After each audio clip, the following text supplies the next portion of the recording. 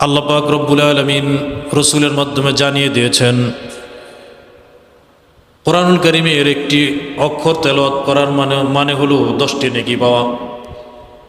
রমজানে আল্লাহ পাক রব্বুল আলামিন আরও নেকি বাড়ায়া দেয়।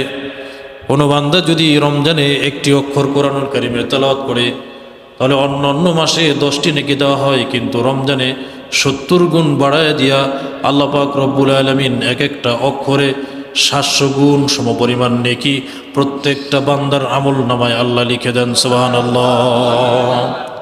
প্রচুর পরিমাণ ডিসকাউন্ট এই রমজান মাসে।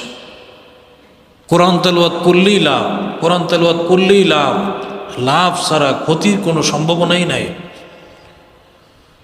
একটা অক্ষর পড়লে 700 পরিমাণ নেকি, চারটিখানি কথা মনে করেন, কিন্তু মানুষ সেটা বুঝতে চায় না।